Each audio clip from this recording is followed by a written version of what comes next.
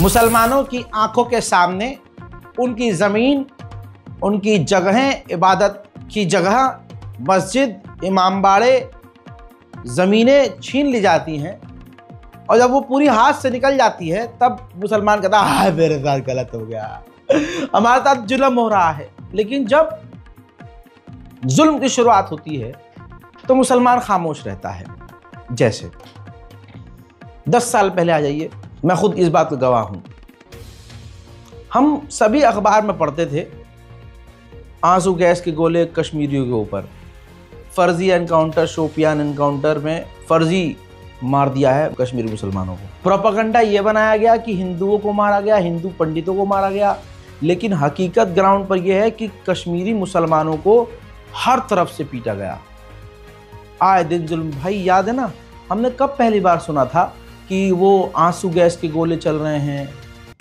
खबर में और रेडियो में सुनते थे हम, अखबार में और रेडियो में सुनते थे कि हाँ कश्मीर में मुसलमानों के ऊपर, आतंकवादियों के ऊपर आंसू गैस के गोले और वो छर्रे बम, आंखों में छर्रे चले गए, पूरे बदन में छर्रे ही छर्रे। हम चुप रहे। हमने सुना लॉकडाउन हो गया, सील हो गया, भाई साहब कर्फ्यू लग गया। हम सुनते थे, अपना मस्त रहते थे क्योंकि हमारे ऐसा कुछ होता नहीं था। धीरे धीरे हमारी खामोशी का असर ये हुआ कि आज हमें खुद पता है कि फायरिंग किसे कहते हैं, हमें खुद पता है कि लाठीचार्ज किसे कहते हैं, आंसू गैस के गोले किसे कहते हैं, छर्रा बम किसे कहते हैं, सब पता है। क्योंकि वहाँ हम देखकर खामोश रहे, उनकी हिम्मत बढ़ी। अब पूरे हिंदुस्तान के मुसलमानों को इसी तरह से पीटा और मारा जा रहा है। बाबरी मस्जिद छीनी गई और पूरे समझ लो संविधान के साथ खेल के छीनी गई। जैसे ही बाबरी मस्जिद छीनी गई, आपने देखा बाबरी मस्जिद के हमारे हाथ से जाते ही उनको एक एग्जाम्पल मिल गया कि लो अब सरकार हमारी है। पता था ये मस्जिद मुसलमानों की है, यहाँ कोई ऐसा था नहीं जो हमने ड्रामा किया है। लेकिन मेरे दोस्तों एक तरीका मिल गया उनको। अब उस तरीकों को हर हिंदुस्तान के क्षेत्र में फॉलो किया जा रहा है। एक भीड़ इकट्ठा होगी, मस्जिद के बाहर जाएगी, शोर मचाना शुरू कर देगी कि ये तो हमारा मंदिर था, मंदिर तोड़कर बनाया गया है। आईडी दिखाओ, जमीन का कागज दिखाओ, नहीं ये तो नकली है। और फिर सोशल मीडिया पर भीड़ उसकी फोटो, उस मस्जिद की फोटो शेयर करके, रिट्वीट करके पुलिस को मेंशन करती रहेगी, अवैध मस्जिद है, अवैध जमीन पर बनी है। पुलिस जाएगी, एफआईआर करेगी, दोनों पक्षों के बीच जबरदस्त टकराव हो जाएगा। हिंदू भीड़ खड़े होकर वहां जाकर प्रदर्शन करेगी और रोज वहां पर खुद ही जाएगी तोड़ने फोड़ने के लिए कि हम खुद तोड़ेंगे, अगर बिल्डोजर नहीं चलेगा इस मस्जिद पे हम खुद जाएंगे। जबरदस्ती का, क्योंकि भाई बेरोजगार है ना भीड़, तो जबरदस्ती का एक मैटर क्रिएट हो गया। अब ये चला गया मामला कोर्ट में। कोर्ट में फैसला मुसलमानों के हक में आएगा नहीं, क्योंकि जज साहब जो हैं, जज साहब को रिटायरमेंट का बाद क्या करना है वो भी तो सोचना है कि राज्यसभा की सीट चाहिए, विधानसभा की सीट चाहिए, नगर पालिका की सीट चाहिए, तो ये सब रिटायरमेंट प्लान भी करना पड़ता है। तो हर तरफ से मुसलमानों को नुकसान उठाना पड़ रहा है। लेकिन इसका हल क्या है? भाई आप जब गलत होते हुए देखो तुरंत आवाज़ उठाओ, तो इतना नुकसान भी ना हो। जितना देर से बोलोगे उतना ज़्यादा नुकसान होगा। मेरे दोस्तों MIM तो वैसे बहुत ज़्यादा चीखती है कि हम ये करेंगे, हम वो करेंगे। MIM की नाक के नीचे हैदराबाद में ही देखिए, चार मीनार पर पूरी तरह से कब्जा हो रहा है। देख लीजिए, राम मंदिर का वहाँ पूरा पंडाल लगा दिया गया, राम मंदिर का वहाँ समझ लीजिए कि एक डिज़ाइन बना दिया गया, टेम्परेरी डिज़ाइन, जो कि आगे परमानेंट होगा। और देख लीजिएगा आज से कुछ साल बाद ये चार मीनार जमींदोज होगी और यहाँ पर मंदिर बनेगा। मुसलमानों को बुरा लगेगा तो बुरा लगे, बोल मैं सच रहा हूँ। राम मंदिर का वहाँ पूरा मॉडल बना दिया गया, वहाँ पूजा पाठ हो रही है और वहाँ पर एक गैर कानूनी स्ट्रक्चर बनाकर हैदराबादियों के सामने बना दिया गया है। अब हैदराबाद के मुसलमान जो बड़े गर्म खून के होते हैं उनको कोई फर्क नहीं पड़ेगा, ना पड़ रहा है। हकीकत जबकि कुछ और है। ये देखिए पुराना स्ट्रक्चर है, पुरानी फोटो है, हैदराबाद के चार मीनार के चारों तरफ जिस पिलर पर यह आज मंदिर बना हुआ है, आप देखिए वहां कुछ भी नहीं था, कुछ भी नहीं था। फिर क्या हुआ, आप राइट साइड देखिए, वहां एक छोटा सा स्ट्रक्चर बन गया। होता यह पत्थर रख देते हैं, कहते हैं कि पत्थर पूजनीय है, छोटा सा पत्थर रखते हैं, फिर वो पत्थर धीरे धीरे बड़ा होता रहता है और भी चीज़ें वहाँ रख दी जाती हैं, फिर वहाँ भीड़ इकट्ठा होती है, फिर वो स्ट्रक्चर बढ़ता चला जाता है। तो अभी ये वही इमेज है, आप पहले की तस्वीर देखेंगे चार मीनार की, वहाँ कुछ भी नहीं है, लेकिन दूसरी तस्वीर देखेंगे तो एक छोटा सा स्ट्रक्चर बना हुआ नज़र आ गया है। फिर आज जब मुसलमान खामोश रहे तो आज पूरा का पूरा वहाँ एक बड़ा मंदिर नज़र आ रहा है। लेकिन दोस्तों, इससे ज़्यादा बोलूँगा तो विवाद हो जाएगा।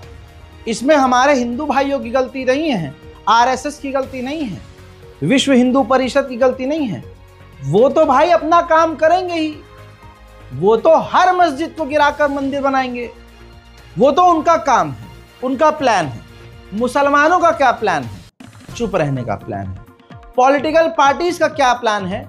मुसलमानों का वोट हासिल करके उनको हूतिया बनाने का प्लान है। आप समझ रहे हो? धीरे धीरे ये बहुत लोगों को लगेगा कि मैं स्ट्रेच कर रहा हूं, लेकिन नहीं। आप देखिए, ये तो चार मीनार की बात है ना, मस्जिदों में यही तो हो रहा है भाई, विवादित है। अरे भारत की राजधानी दिल्ली में एक खुले बाल का जानवर घूम रहा है, प्रीत सिंह। वो किसी भी रैंडम मस्जिद की फोटो खींचता है, एफआईआर करता है, कहता है अवैध है, फिर उसकी भीड़ ट्वीट रिट्वीट करती रहती है। प्रशासन किसी के दबाव में नहीं आता है, लेकिन उसके दबाव में आता है और नोटिस चस्पा कर देता है मस्जिद के बाहर कि यह अवैध है।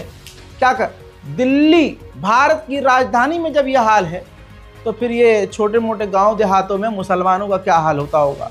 अब यही तो बात है।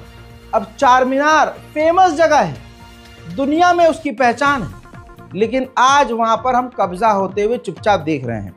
होने दीजिए कब्जा, तोड़ दो यार, कल क्या तोड़ना, आज चार मीनार तोड़ो, आज बनाओ वहां मंदिर। जब हैदराबाद के लोगों को कोई फर्क नहीं पड़ रहा तो भाई मैं क्यों बोलूं। आगे बढ़ते हैं। उधर हर त्यौहार पर हिंदू समुदाय मुसलमानों से नाराज होगा, उनसे लड़ेगा भिड़ेगा जरूर। ऐसे ही दो समुदायों के बीच एक खतरनाक झड़प आई सामने। कहा गया कि मध्य प्रदेश के इलाके में एक मुस्लिम परिवार को आपत्ति थी कि हिंदू समुदाय के लोग उनके घर के आगे आसपास जो है पटाखे फोड़ रहे थे, तो उन्होंने विरोध जताया। और वो विरोध जताना इतना भारी पड़ गया उन मुसलमानों पे कि पूरे इलाके में आग, बहुसंख्यक समाज ने आग लगा दी, टेम्पुओं में आग लगा दी और सड़कों पर जेएसआर के नारे लगाकर सबके साथ मारपीट करने लगे, लूटपाट करने लगे। और तो और पुलिस को हिंदू ये कह रहे हैं, वो भी आपको दिखाऊंगा, जो बोलूँगा वो आपको दिखाऊंगा। वो हिंदू ये कहते हुए नजर आ रहे हैं कि हमने पुलिस प्रशासन को 1 घंटे का समय दिया है, अगर 1 घंटे में हमारे मन मर्जी के मुताबिक कार्रवाई नहीं की तो उसके बाद हिंदू अपने आप कर लेगा जो करना है। तो ये मतलब है कि पुलिस बहुसंख्यक समाज के ही इशारे पर काम कर रही है। जो इस संस्कारी, ईमानदार और प्रेम की चाहने वाली शांति दूत जो भीड़ है, इसने जो उत्पात मचाया है, सबूत आपके सामने।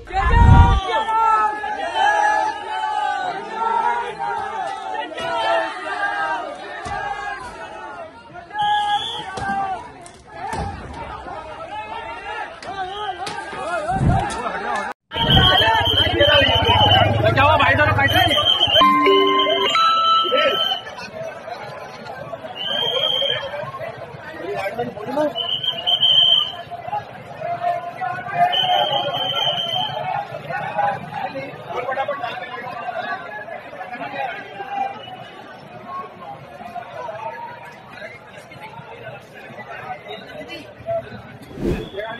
भैया ये अभी से नहीं, कई दिनों से चला आ रहा है पूरे भारत में। जब भी हिंदुओं के धार्मिक त्योहार आए या हिंदुओं की यात्राएं आए, इन लोगों की तरफ से पथराव होता है। हम लोगों को हर बार चैलेंज करते हैं।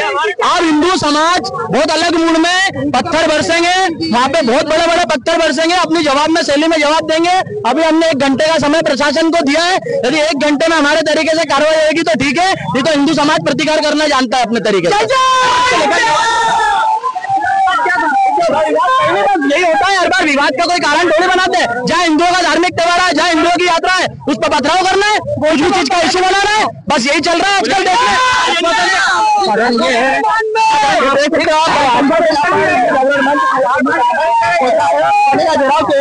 पुलिस प्रशासन उनको समझाई दे रहा है। वही बताया जा रहा है कि पटाखा फोड़ने की बात को लेकर विवाद हुआ था और मुस्लिम पक्ष ने विवाद की शुरुआत की थी। उसके बाद जब मामले की जानकारी हिंदू जागरण मंच के अन्य लोगों से लगी तो वो यहाँ पर पहुंचे हैं और पूरे ही मामले में आरोपियों के खिलाफ सख्त कार्रवाई करने को लेकर यहाँ पर थाने का घेराव किया जा रहा है। आप देख सकते हो बड़ी संख्या में यहाँ पर पुलिस के वरिष्ठ अधिकारी भी मौजूद है और लगातार हिंदू जागरण मंच सहित अन्य लोगों को समझाई दी जा रही है। फिलहाल अब देखना होगा कि इस पूरे ही मामले में पुलिस आगे किस तरह से कार्रवाई करती है। आप देख सकते हो बड़ी संख्या में यहाँ पर पुलिस के वरिष्ठ अधिकारी भी पहुंचे हैं और लगातार इन्हें समझाई भी दी जा रही है। बताया जा रहा है कि पूरा ही विवाद छतरपुरा थाना क्षेत्र के कागदीपुरा का है और पूरे ही मामले में जब आप देख सकते हो यहाँ पर बड़ी संख्या में जो पुलिस है, पुलिसकर्मी भी लगातार हिंदू जागरण मंच के पहले लोगों को समझाई दे रहे हैं और बताया जा रहा है कि पटाखा फोड़ने की बात को लेकर यह पूरा विवाद सामने आया था। देखना होगा कि पुलिस किस तरह से कार्रवाई करती है। इंदौर से हालात देख लिया आपने, ये हाल है और मध्य प्रदेश में पहले से ही मुसलमानों के खिलाफ नफरत फैली हुई है। ये देखिए अगली तस्वीर मध्य प्रदेश धार की, ये दूसरा मामला है। एक मुस्लिम व्यक्ति को बुरी तरह से पीटा जा रहा है और उसको जबरदस्ती गोबर खिला दिया गया है। इल्जाम यह है कि इसने थूका था, जो भी आकृति हिंदुओं ने बनाई थी जमीन पर या जो भी, उस पर थूक दिया। इल्जाम है ये, उसका कोई सबूत प्रमाण नहीं है। उस बिना पर आप देखिए एक मुसलमान गरीब को एक भीड़ पकड़कर गू खिला रही है। मतलब खुद तो खाएंगे गू और हिंदू समुदाय मुसलमानों को भी खिलाएगा गू। मुसलमान कितना भी गरीब हो गू नहीं खाएगा। अब आपको खाना है खाओ, क्योंकि आपके वाले ने आपसे ही वादा पूरा नहीं किया और ना आपको नौकरी लगा कर दी। लेकिन देखिए अब जुल्म का एक नया रास्ता और खुल गया है कि मुसलमानों को पकड़ो, पीटो और उनको गू खिलाओ। एक भीड़ लगातार अपने हर त्योहार पर मुसलमान को जबरदस्ती परेशान करती है, उसी से उनको ऑर्गेज़म मिलता है। गाजियाबाद में एक मुसलमान व्यक्ति ने पटाखों की दुकान लगाई। हिंदू बेरोजगार भीड़ वहां पहुंच गई और जबरदस्ती वहां माहौल खराब कर दिया। जबकि इल्जाम ये लगाया गया उनके द्वारा कि ये जो मुल्ले ने पटाखे की दुकान लगाई है, ये किसी हिंदू वाले की दुकान को हटाकर हिंदू व्यक्ति को परेशान करके उसकी दुकान वहां से हटवा कर खुद वहां दुकान लगाई है। जबकि वो हिंदू दुकानदार और आसपास के हिंदू कह रहे हैं कि नहीं, ऐसा नहीं है, इस मुसलमान ने किसी की दुकान हटाकर दुकान नहीं लगाई। लेकिन भाई हिंदू समाज है तो कुछ भी कह सकता है, कुछ भी क्लेम कर सकता है और ड्रामा क्रिएट कर सकता है। 31 अक्टूबर का ये वीडियो है, देखिए। खाओ, तुम कमाते खाओ तो सही, हमारा बच्चा लगाएगा वो गलत। माँ पूछ लो अभी हमारा बच्चा, अरे नहीं हटवाई,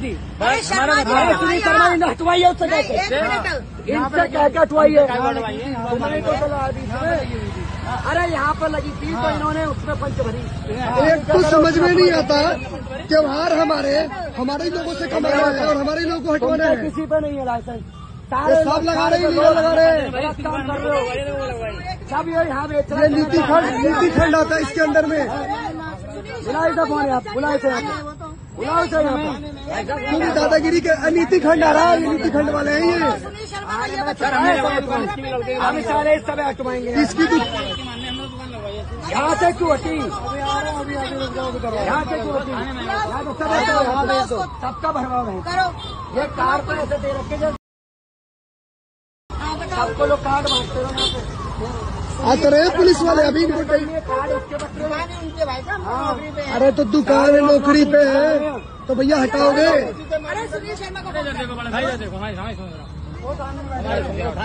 अरे थाने में काहे को भाई साहब, तो एक पुलिस बुला रहे हैं अभी 2 मिनट में पुलिस भी आ जाएगी। चल थाने चले, चल थाने चल। उधर एक आंध्र प्रदेश में मुसलमान गरीब मुसलमान को हैवानों की भीड़ घेर लेती है और घेर कर कहती है बोल जय श्री राम। ये क्लियर नहीं हुआ है कि इस बेचारे का क्या जुर्म था ये, लेकिन जो कुछ भी हो रहा है ये गैर कानूनी है, कानून के विरोध में है, कानून के खिलाफ है। दोस्तों इस वीडियो में आप देखेंगे एक महिला भी, एक हिंदू औरत भी लगातार उस बच्चे पर, उस व्यक्ति पर, उस मुसलमान युवक के ऊपर हमला कर रही है, लाठी मार रही है, डंडा मार रही है और उससे जय श्री राम के नारे लगवाए जा रहे हैं और वो बेवकूफ़ इंसान अपनी जान को बचाने के लिए जय श्री राम के नारे लगाए भी जा रहा है।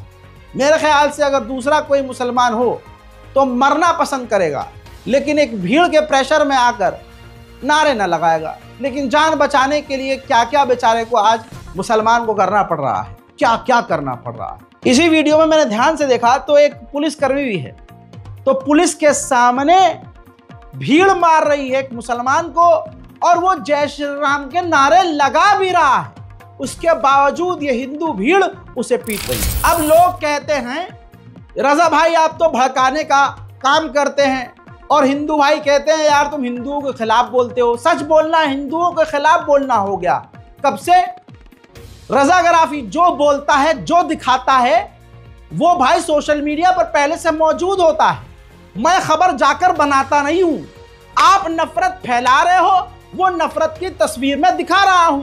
तो भाई नफरत फैलाते हो, आप भड़काते हो। अरे भड़काना क्या, आपको दिखा और बता रहा हूं। अब मान लो और देख लो मिथुन चक्रवर्ती को, इस व्यक्ति की कितनी इज्जत थी। अब इस खबर को छोड़ दूं क्या, जिसमें वो गृह मंत्री माननीय अमित शाह के सामने मिथुन चक्रवर्ती मुसलमानों को काटने और काट के फेंक देने की बात कर रहा है। वीडियो पहले ही सोशल मीडिया पर वायरल है और पूरी दुनिया में फैल चुकी है। अब इसको मैं दिखा रहा हूं तो इसका मतलब मैं भड़का रहा हूं? नहीं, मैं सवाल उठा रहा हूं कि आखिर मिथुन चक्रवर्ती जैसा एक बड़ा सुपरस्टार इस बुढ़ापे में ऐसी नफरत क्यों फैला रहा है? क्यों वो आरएसएस और बीजेपी को खुश करने का काम कर रहा है और देश के गृह मंत्री के सामने नरसंहार की बात कर रहा है भाई? और इस वीडियो को देखिए और उसके बाद बताऊंगा कि ऐसा मिथुन चक्रवर्ती क्यों कर रहा है। कुछ भी करेंगे, कुछ भी। मैं होम मिनिस्टर साहब के सामने बोल रहा हूं, कुछ भी के अंदर बहुत सारे मतलब छुपा हुआ है। हम राजनीति किए है भैया, खून की राजनीति की हमने। हमारे यहाँ एक लीडर बोलता है कि हम 70% मुस्लिम हैं, 30% हिंदू, हम इनको काट के भागीरथी में बहा देंगे। तुम काट के भागीरथी में फेंक दोगे, लेकिन एक दिन आएगा जब हम तुमको काट के भागीरथी में नहीं, तो भागीरथी हमारी माँ है, पुण्य माँ है, तुमको तुम्हारी जमीन के अंदर तुमको फेंकेंगे उधर। हमको वो कार्यकर्ता चाहिए जो सामने आके लड़ेंगे। हमको वो कार्यकर्ता चाहिए जो सीना तान के बोलेंगे मार देखता हूं तेरे में कितनी गोली है। आप हमारे झाड़ का एक फल तोड़ोगे तो हम आपके झाड़ का 4 फल तोड़ देंगे। तो अगले साल हम भी तैयारी करेंगे कि आपके वो वोटर्स भी वोट नहीं दे पाएंगे।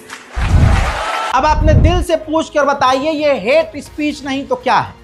रजा भाई नफरत फैला रहे हैं या ये लोग नफरत फैला रहे हैं? अब सवाल यह है कि मिथुन चक्रवर्ती को क्या जरूरत पड़ गई कि इस तरह का बयान देकर बहुसंख्यक को खुश करना पड़ रहा है। यह है रिपोर्ट। मिथुन चक्रवर्ती का जो लड़का है महाअक्षय, उस पर इल्जाम है, एफआईआर है कि 3 साल से वो एक अभिनेत्री स्टार को 3 साल से लगातार रेप कर रहा था, शादी का झांसा देकर।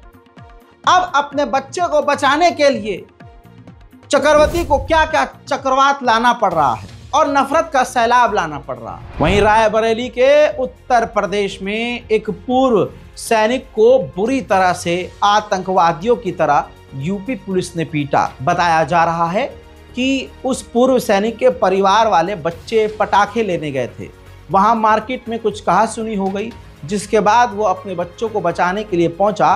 पास में ही पुलिस चौकी थी।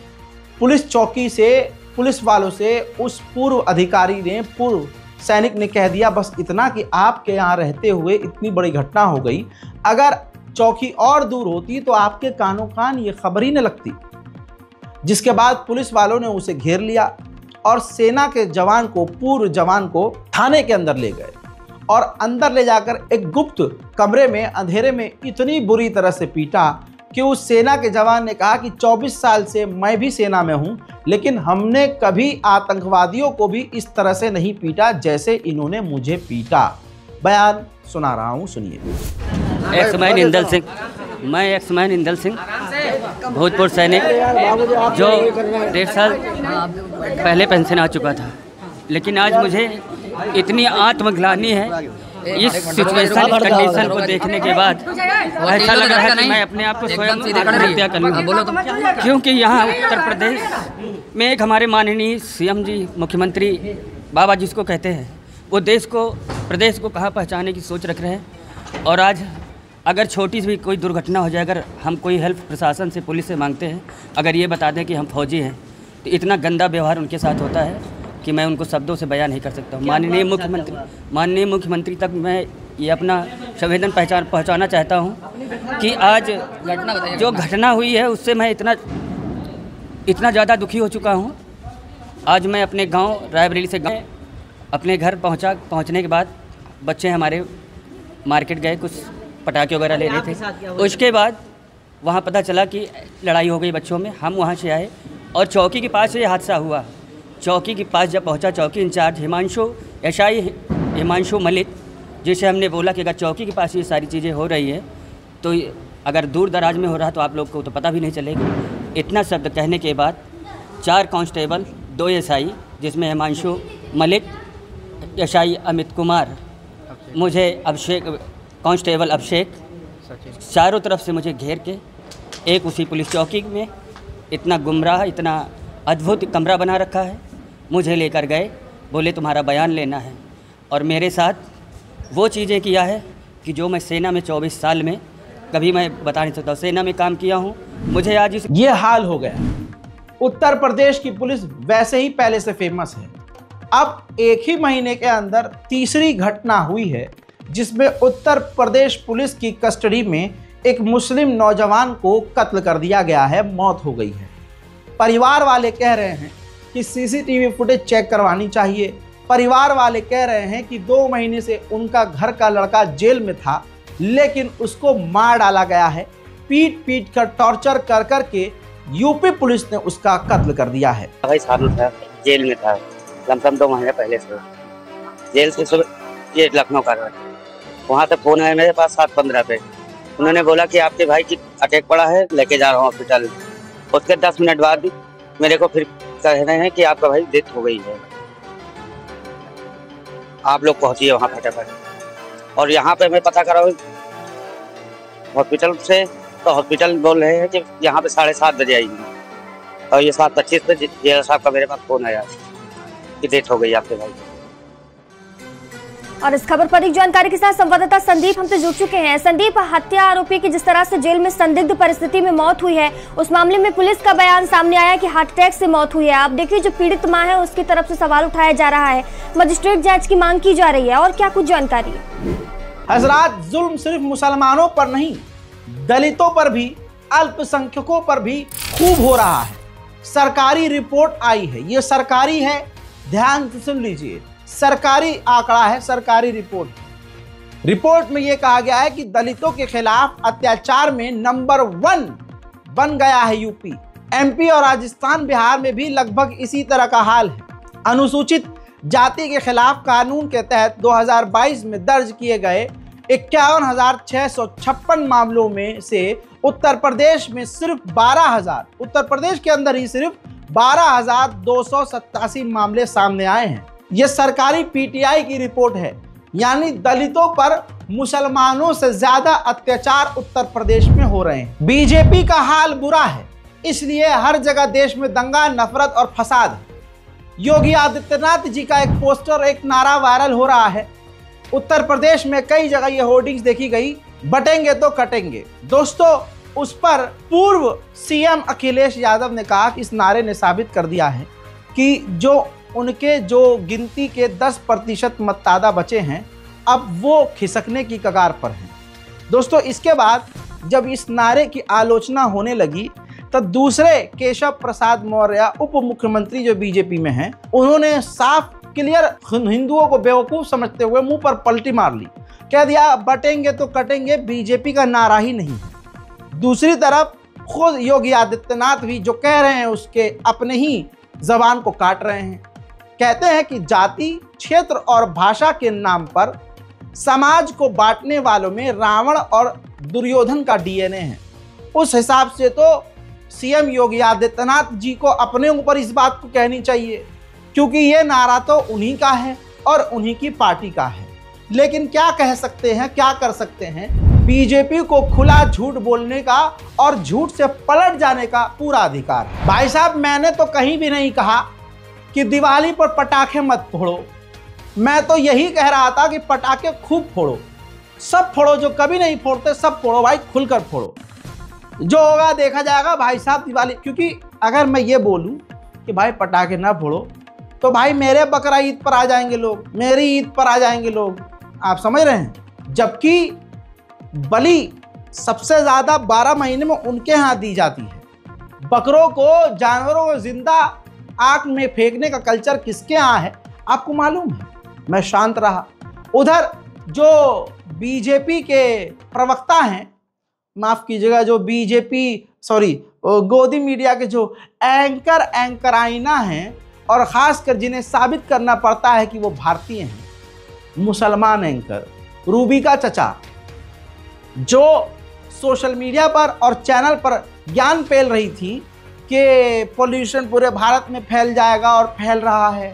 सारा दिन तो उन्होंने ज्ञान दिया कि पटाखे मत फोड़िएगा, पॉल्यूशन मत फैलाइएगा, और रात को हिंदुओं को खुश करने के लिए खुद ही पटाखे फोड़ती हुई नजर आई हैं। यानी ये तो वही वाली बात हो गई, सुबह स्कूल में बच्चों से कहा कि भैया पॉल्यूशन पर निबंध लिखो, एस्से लिखो, और रात को खुद ही चचा पटाखे फोड़ रही हैं। देखिए, बेगैरती, दोगलापंती और बेहिसी। वादी का दम घुट रहा है और ये समस्या किसी एक शहर या किसी एक इलाके की नहीं है। पोल्यूशन की ये प्रॉब्लम बहुत बड़ी हो चुकी है। इस समस्या की चपेट में देश का हर कोना है, हर इलाका है। इसी तरह से सरकारी दल्लू, इसको कौन नहीं जानता। ध्यान से देखिए इस दल्लू को।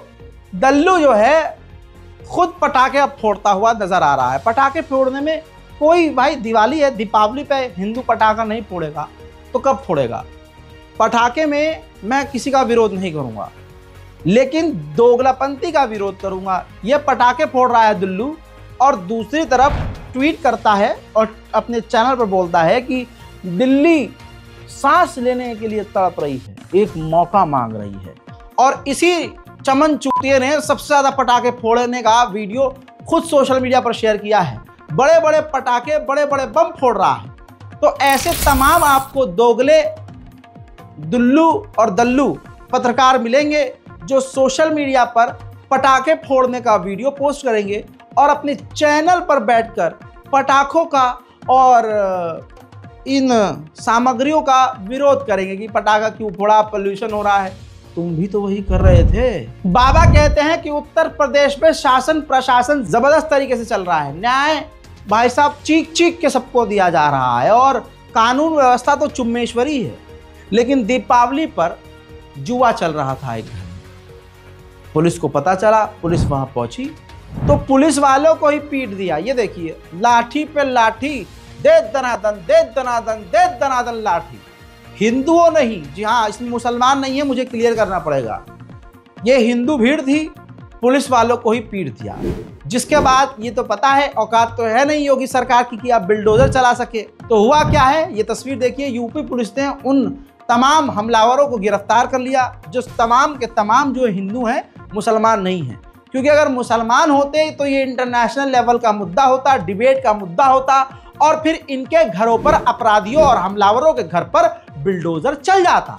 बिल्डोजर ना चलना इस बात की दलील है, गिरफ्तार होकर कुछ टाइम बाद रिहा कर देना इस बात की दलील है कि क्या कहूं आगे। मुसलमान हलाल गोश्त ले तो हलाल दुकान बंद करवाओ, झटका खाओ, गू खाओ, पेशाब पियो।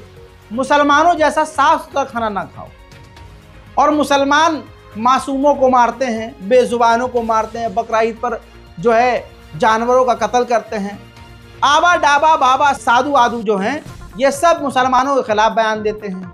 लेकिन दीपावली के इस शुभ अवसर पर सोशल मीडिया पर एक और सबूत आग की तरह फैल गया है। इन बाबाओं को जरा ध्यान से देखिए। शराब, चरस, गांजा और साथ में नॉनवेज और पीछे बॉलीवुड सॉन्ग चल रहा है, फुल अय्याशी मोड। यानी बाबा का मतलब सरकार है तो बाबा मजा नहीं लेगा तो फिर कौन मजा लेगा।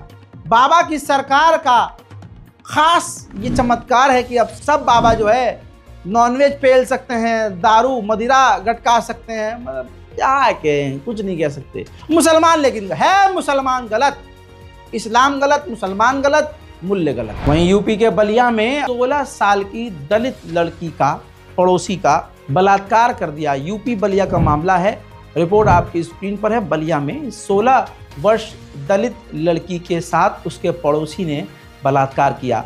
आरोपी संजीत यादव गिरफ्तार हो चुके हैं। इसी के साथ दूसरी रिपोर्ट आपके सामने आंध्र प्रदेश की है, जिसे मामा कहती थी 4 साल की मासूम, उसी मामा ने रेप करके कत्ल कर दिया। आरोपी नागराजू जो 24 साल के हैं गिरफ्तार हो गए हैं। वहीं मेरे दोस्तों बनारस से भी एक खौफनाक खबर। सुनील कुमार गुप्ता नाम के एक लड़के ने एक लड़की का अतरंग पलों का वीडियो शुरू में बनाया और उस वीडियो और फोटो का इस्तेमाल करके ब्लैकमेल करते हुए 100 से ज़्यादा बार बलात्कार किया। बहरहाल एक लंबे, बहुत ही लंबे ड्रामे के बाद, मेहनत के बाद उसको गिरफ्तार किया गया है। हजरात, यूपी के वाराणसी में दोस्ती के नाम पर दगा देने का केस सामने आया है। 2016 में पहली मुलाकात के बाद ही नाबालिग लड़की को हवस का शिकार बनाकर अश्लील वीडियो बनाने वाले सुनील कुमार गुप्ता को पुलिस ने गिरफ्तार कर लिया है। आरोप है कि 8 साल पहले लड़की नाबालिग थी, वादा किया था जब लड़की बालिग हो जाएगी तो शादी कर लेगा, मगर अब शादी नहीं कर रहा है, बल्कि वीडियो वायरल करने की धमकी देकर 100 बार गुप्ता जी बलात्कार भी कर चुके हैं। अच्छा, लोगों को लगता है कि दुनिया बेवकूफ़ है, लेकिन बहुत तगड़े तगड़े रिसर्चर यहाँ मौजूद हैं। नेशन मुस्लिम नाम का एक ट्विटर अकाउंट है, इसने ऐसा खुलासा किया कि मैं भी 4 मिनट के लिए चकरा गया, क्योंकि ये वीडियो मैं पहले देख चुका था। माननीय योगी आदित्यनाथ जी इस दिवाली के मौके पर एक प्रोग्राम में राम और सीता मैया के पैर छूते हुए नजर आए। ये तस्वीर काफ़ी दिल को खुश करने वाली थी। एकदम समझ लीजिए कि दिख रहा था कि हाँ, सीता मैया बनी हुई हैं और प्रभु राम बैठे हुए हैं और माननीय हमारे योगी आदित्यनाथ जी सीता मैया के पैर छू रहे हैं। ये तस्वीर अभी आप देखिए। अब ज़रा मेरी बात को समझिए, इस लड़की को ध्यान से देखिए। राम जी और सीता जी के चरण स्पर्श करते हुए योगी महाराज जी को आप देख रहे हैं। दूसरी तस्वीर वही सीता जी की है। हा, ये है, क्या कहें साहब, कोई कपड़े बदलता है, कोई रंग बदलता है। यहाँ दीदी जो है सीता जी बन के बैठी हैं, वो अश्लील कपड़ों में भी हमेशा देखी जाती हैं। अब समाज ये अलाउ क्यों करता है कि ऐसी एक्ट्रेस जो 12 महीने नंगी घूमती है उसको ऐसे पवित्र कैरेक्टर में डाल दिया जाए और उससे कहा जाए कि तुम सीता बनो। हालांकि मेरे जो दोस्त हैं, मेरा एक दोस्त है राहुल, वो पंडित है और कट्टर जनेऊ पहनने वाला। उसके पिताजी हैं वो पंडित हैं, किस मंदिर में है ये नहीं बताऊंगा, उससे भी मैंने कंफर्म किया है, उनके पिताजी से भी। तो वो कहते हैं कि जिसकी ज़िंदगी अश्लीलता और गंदगी और नंगपने से हो, वो कभी भी राम जी का और माँ सीता का कैरेक्टर नहीं कर सकता। लेकिन भाई ये तो रामराज है, योगी राज है, यहाँ कुछ भी चल रहा है। ये हमारे देश का हाल है, क्या कहें क्या ना कहें। मैं अपने हिंदू भाइयों से यही अपील करूंगा, भाई नफरत की राजनीति के चक्कर में मत पड़ो। अगर आप ईमानदारी से देखेंगे तो हिंदुत्व खतरे में है नहीं, ना हिंदू खतरे में है, सब कुछ आपका है। इस देश पर पूरी तरह से कब्जा ही आपका है, राज आपका है। लेकिन ये ज़बरदस्ती मुसलमानों से आपको डराकर, आपके दिलों में मुसलमानों की नफरत भर के आपको हैवान बनाया हुआ है और अपने बच्चों को Germany, France, Britain, Russia, London, Paris पढ़ाने के लिए भेजा हुआ है। घरों में अगर आग लगती है तो हमारे और आपके घर में आग लगती है। जो अमीर ज़ादे हैं, जो नेता के घर हैं, उनकी कोठियां हैं, उनमें आग पहुंचती भी नहीं है, बल्कि उनको तो आपके और हमारे घरों में आग लगने से फ़ायदा होता है। ये चीज़ जिस दिन हमको समझ में आ जाएगी, बुरी तरह से इनकी राजनीति ख़त्म हो जाएगी। नफ़रत मिटाइए, अपने मुल्क के लिए प्रार्थना कीजिए, मुसलमानों को परेशान करना बंद कीजिए, अल्पसंख्यकों के साथ खड़े होइए। प्रभु श्री राम कभी इस चीज़ को पसंद नहीं करेंगे कि आप निहत्तों को या गैर मजहब के लोगों को परेशान कर रहे हैं। इसी तरह से वो मुसलमान नहीं है जो दूसरों को परेशान कर रहे हैं या फिर दूसरों के खुदाओं को अपमानित कर रहे हैं। दोस्तों, ऐसा नहीं है कि मुसलमान सारे अच्छे हैं। हर धर्म, हर मजहब में कोई न कोई सड़ा हुआ झुंड भी होता है। इसलिए आपसे अपील करूंगा कि ऐसे लोगों को देखकर आप उनके धर्म को जज मत कीजिए, चाहे वो हिंदू हो चाहे वो मुसलमान हो। इस रिपोर्ट को शेयर कीजिए, चैनल को सब्सक्राइब कीजिए और ज़्यादा से ज़्यादा कमेंट कीजिए। जय हिंद।